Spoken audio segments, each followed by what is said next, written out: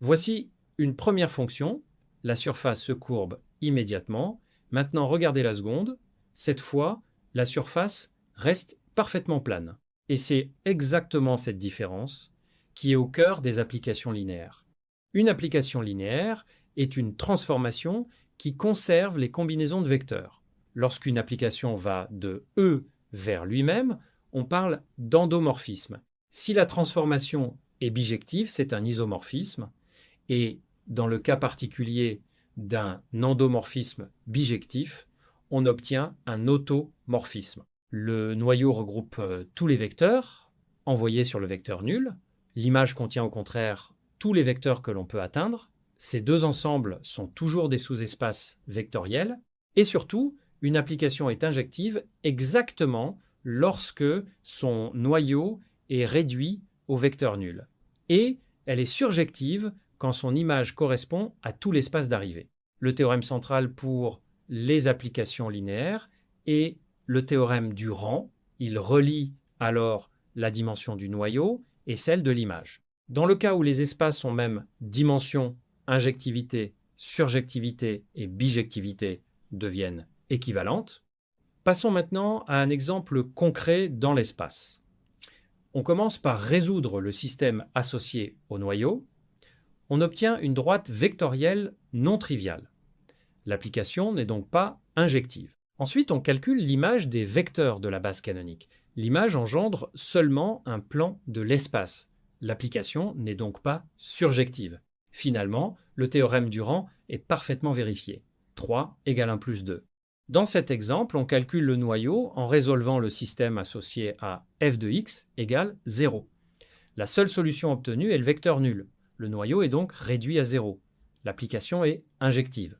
Et comme on est dans un endomorphisme de R3, injectivité implique surjectivité. L'application est donc un automorphisme. Dans ce second exemple, le noyau cette fois n'est pas réduit au singleton 0, il est de dimension 2.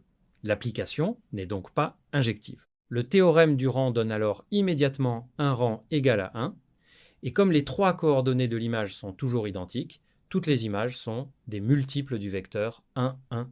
L'image est donc une droite vectorielle, et l'application n'est pas surjective.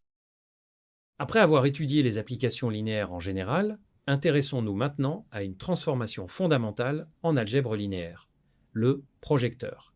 Un projecteur est une application où projeter deux fois revient au même que projeter une seule fois. Ici, chaque vecteur est projeté sur le plan horizontal. Une fois sur le plan, il ne bouge plus. Les vecteurs du plan restent fixes, ils forment l'image du projecteur. Au contraire, les vecteurs verticaux disparaissent après projection. Ils appartiennent au noyau. Finalement, tout vecteur de l'espace se décompose en une partie dans l'image et une partie dans le noyau. Ces deux sous-espaces sont donc supplémentaires. Après les projecteurs, passons maintenant à une autre transformation fondamentale, la symétrie vectorielle. On part ici d'un vecteur situé au-dessus du plan. La symétrie le réfléchit de l'autre côté, exactement à la même distance. Une symétrie vérifie une propriété essentielle. Appliquer deux fois la transformation ramène toujours au vecteur initial. Certains vecteurs restent complètement fixes par la symétrie. Ce sont ceux du plan horizontal. Ils forment le noyau de S moins identité. Au contraire, les vecteurs verticaux changent simplement de signe après la symétrie. Ils appartiennent au noyau de S plus identité. Maintenant, prenons un vecteur quelconque de l'espace. On peut le décomposer en deux parties, une composante horizontale qui reste inchangée et une composante verticale qui est réfléchie. La symétrie conserve donc une partie du vecteur et inverse uniquement l'autre. Dans cet exemple, la symétrie par rapport au plan horizontal transforme simplement Z en moins Z.